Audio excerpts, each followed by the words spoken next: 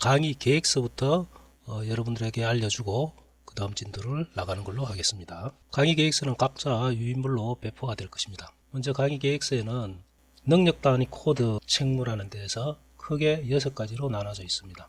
그게 건축 설계 조사 분석, 건축 설계 기획, 프리젠테이션, 그 다음에 입단면 계획, 배치 계획, 조형 계획, 이렇게 능력 단위를 구분을 하였습니다.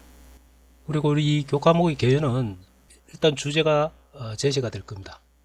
그러면 그 제시된 주제를 통하여 건축 설계 프로세스의 진행 절차 그리고 사회적 요구를 이해하고 자료들을 조사, 분석하여서 설계 프로그램을 구체화시키며 건축 교육 과정에서 배우고 익힌 모든 과목들 그 다음에 인접 학문들의 지식들을 통합하여서 하나의 건축 프로젝트를 계획할 수 있는 실습 교육이 되도록 하는 게 개요입니다.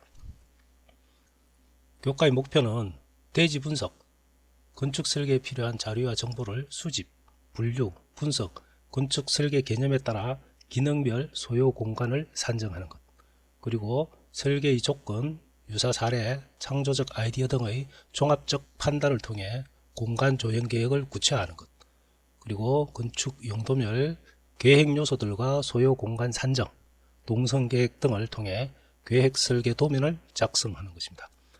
최종 성과물은 판넬과 모형으로 제출을 하게끔 되어 있습니다. 저희들의 평가 방법은 출석이 20%입니다. 직무 능력 평가 1, 쉽게 말해서 중간고사 정도 되겠죠. 이게 40. 그 다음에 직무 능력 평가 2, 기말고사가 40. 그래서 총 100점 만점으로 환산을 하겠습니다. 특히 주의하실 것은 일정 시간을 출석을 못하고 결석을 할 경우에는 출석 미필로 해가지고 성적 처리가 불가능한 상황이 벌어집니다. 그래서 출석에 특히 유의를 해 주시기 바랍니다. 우리는 총 15주간의 강의 계획이 있습니다. 1주차 자료조사 분석학입니다. 그래서 여러분들한테 주어진 이 과제가 제시가 될 건데 그 주제를 통해서 여러분들이 자료를 조사를 합니다. 인터넷을 통하거나 책을 통하거나 여러 가지 방법을 동원해서 자료를 조사하고 그 조사한 것을 다시 분석을 합니다. 그 분석을 거쳐야만이 계획의 구체화가 이루어지는 전 단계가 되겠죠. 2주차에는 대지를 조사 분석합니다. 이 자료 조사 분석은 용도에 따른 강론이나 원론이나 이런 것들에 대한 조사지만 대지 조사 분석은 정확하게 대지가 정해지면 그 대지를 직접 가서 그 대지 상황을 그 다음에 그게 대지에 관한 일정한 자료들을 조사를 해서 수집을 해서 분석하는 것입니다. 나중에 구체적으로 다시 이야기는 해드리도록 하겠습니다. 3주체는 설계 개념 작성학입니다. 일단 용도가 정해질 겁니다. 정해지면은 그 부지가 정해지고 용도가 정해지는 상태가 되죠. 그러면은 그럼 그 부지 내 설계 건물에 대한 개념을 도출하고 그 건물의 개념을 작성하는 겁니다. 그것도 추후에 다시 또 말씀을 드릴게요. 4주째는 설계 개념 작성하기 3주와 같습니다. 그 다음에 5주째는 스페이스 프로그램 작성하기입니다. 이 스페이스 프로그램이라는 게 뭐냐면은 주택을 예를 들어 볼게요. 주택에는 각 구성이 있죠. 거실도 있고 마스터룸도 있고 룸도 있고 그죠? 주방도 있고 화장실도 있고 이런 기타 여러 가지들이 있을 겁니다. 그러면은 그 각 공간, 방이면 방, 그런 거실이면 거실 각 공간의 크기가 정해져야 돼요. 그죠? 그러면은 그 크기는 뭘로 기준합니까? 첫 번째는 사람이죠. 인간이 기준이 됩니다. 그 다음에 두 번째는 가구가 되는 거죠.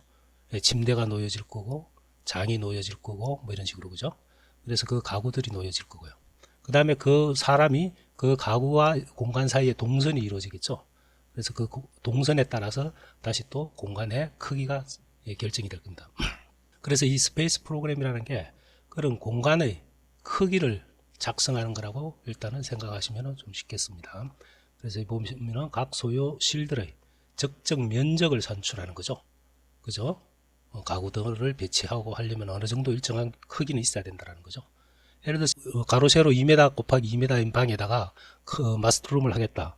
이렇게 되면은 굉장히 제약이 많이 따라갈 거예요. 그죠? 2m, 2m면 키 큰 사람 키 정도밖에 안 되는데 그럼 침대 놓기도 힘들 거고 그죠? 그런 거는 잘못된 계획이 될 수 있다는 거예요. 그런 오류를 범하지 않기 위해서 그런 면적 산출을 합니다. 그게 6주까지 되고요. 7주차가 되면 공간 조형을 계획합니다. 이미 이제 자료가 수집이 되고 어느 정도 분석이 되었어요.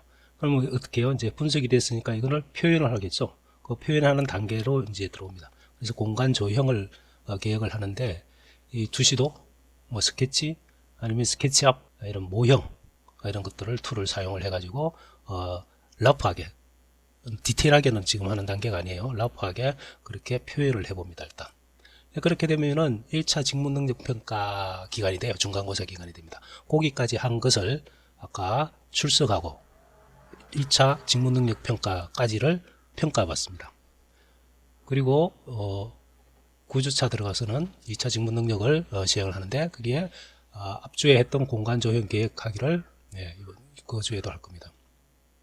여기에서 보면은 공간조형이 3주에 걸쳐져 있어요. 이 3주 동안이 거의 다 큰 틀을 만드는 과정이 될 거예요. 그래서 이게 굉장히 중요한 3주가 될 건데 여기에 보면은 인면이라든지 평면이라든지 단면이라든지 이런 것들이 윤곽이 드러납니다. 서서히 1차 모형 만들고 디벨로핑해서 2차 만들고 3차 만들고 이런 여러 가지 과정들을 거쳐가면서 조금씩 발전해 나갈 겁니다. 그렇게 되면은 우리가 건물만 계획하는 것이 아니죠. 배치라는 게 있습니다. 대지 위에 건물이 있잖아요. 그죠? 그러면 건물이 있고 그 주변에 뭐가 있나요? 조경도 있을 수 있고 주차장도 있을 수 있고 뭐 텃밭도 있을 수도 있고 그죠? 여러 가지 부대 시설이 있을 수 있습니다. 그런 것들을 같이 감안을 한 배치 계획까지 합니다. 이 배치 계획을 하기 위해서는 주출입이 있어야 되고 그죠? 차가 있으면 주차장이 있을 거 아닙니까? 그러면 동선이 나오겠죠. 어디로 해서 주차를 하고 파킹한 다음 내려서 현관으로 와야 되고 하는 그런 동선들에 맞춰 가지고 배치가 돼야 되겠죠. 그래서 건물의 방향이라든지 주출입이라든지 이런 것들이 결정지어집니다. 그래서 이 외부 공간의 작성이 됩니다. 자, 그렇게 하면은 12주차에는 평입 단면을 계획을 구체화하는 거죠. 아까 공간 조형 계획하기 위해서 어느 정도 윤곽은 나와 있을 겁니다. 그래서 그거를 다시 대지 배치 계획에 맞춰 가지고 피드백 한 거를 다시 작성을 합니다. 평면, 인면, 단면도로 이렇게 해서 작성하는 것을 CAD로 작성을 하고 스케치업으로 모델링도 하고 뭐 이렇게 할 거예요. 13주째까지 그렇게 2D 작업하고 3D 작업이 계속 병행이 되는 그런 과정들을 컴퓨터상하고 그 다음에 모형 직접 모델링을 하는 모형 작업도 같이 병행을 해서 할 겁니다. 그렇게 되면은 그거를 최종적으로는 판넬과 모형으로 만들어지는데 지금 현재 여러분들이 좌측에서 계속 이렇게 이미지가 움직이고 있는 것들이 여러분들의 선배님이 한 작품들이에요. 판넬과 모형을 샘플로 계속해서 보여주고 있는 겁니다. 마지막 성과물이 되겠네, 그죠? 그 성과물을 제출하기 전에 여러분들이 프레젠테이션을 한번 하고 발표를 한번 하고요.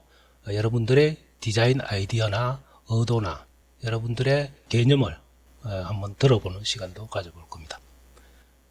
그렇게 해서 판넬과 모형이 모두 제작이 되고 나면은 마지막 2차 직무 능력 평가가 될 거고 그동안의 출석과 1차, 2차 평가를 종합한 최종 결과가 여러분의 성적으로 제시가 될 것입니다.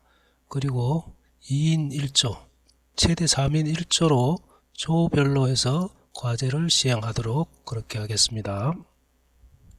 자, 이렇게 해서 전체적으로 15주 동안의 강의가 있을 예정입니다.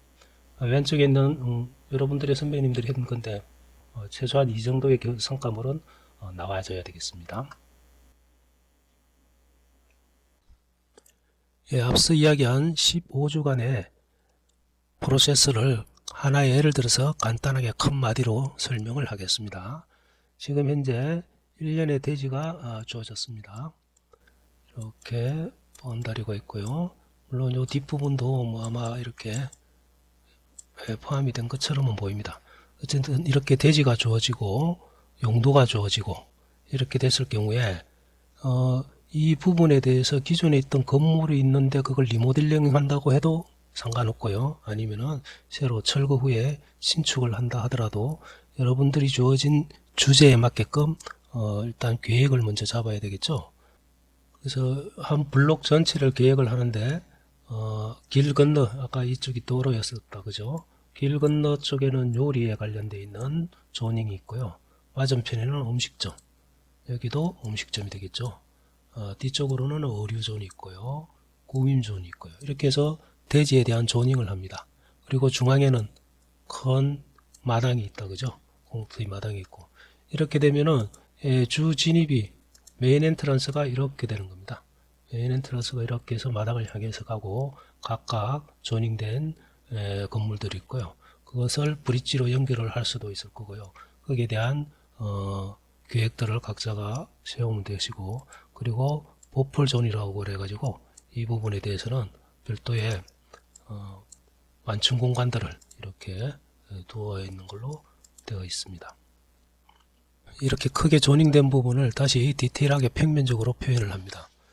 평면을 표현할 때 제일 우선적으로 고려해야 될 부분들이 뭐냐면은 이 출입구 부분들이죠. 출입구 부분들과 그 다음에 계단입니다. 계단이 되겠죠. 결국 이 부분은 사람의 동선이 되는 부분이기 때문에 출입구와 계단이 정해지면 건물 전체의 코어가 결정되기 때문에 평면을 잡을 때 우선적으로 잡아야 할 아주 중요한 사항입니다. 각개 건물은 그렇게 평면을 만들어 나가면 되고요. 각 건물과 건물의 연계도 있기 때문에 건물과 건물 사이에 브릿지나 통로나 이런 부분들도 고려를 해가지고 계획을 잡고 블록 전체가 하나의 프로젝트의 개념으로 접근을 해줘야 되기 때문에 가운데 큰 마당을 중심으로 공동체가 만들어질 수 있는 그런 프로젝트를 개념을 잡고 시작을 하면 되겠습니다. 조닝과 평면이 이루어지면은 입단면 스타디가 있어야 되겠죠. 그래서 박스 형태의 러프한 입면에서부터 시작해서 디테일하게 조금씩 수정하고 발전해 나가서 입면과 단면에 대한 스타디를 각 건물 상호 간의 이미지가 어느 정도는 통일되고 할 수 있게끔 고려해서 스타디를 해 나갑니다. 그래서 크게 지금 이야기할 거는 배치, 평면, 입면, 단면 계획이 어느 정도 이루어지면 그걸 구체화시키고 그걸 다시 스타디 모형을 만듭니다. 그 스타디 모형을 만든 걸 구체화하면은 디테일한 모형이 되겠죠. 이렇게 해서 발전된 평면, 입면, 단면을 고려한 모형을 디테일하게 이렇게 만들면은 여러분들이 마지막 성과물로 내놓을 판넬, 모형에 접근을 하는 그런 과정을 거칠 수가 있는 것입니다. 이 부분은 크게 큰 덩어리로 이렇게 과정을 요약해서 이야기를 했습니다.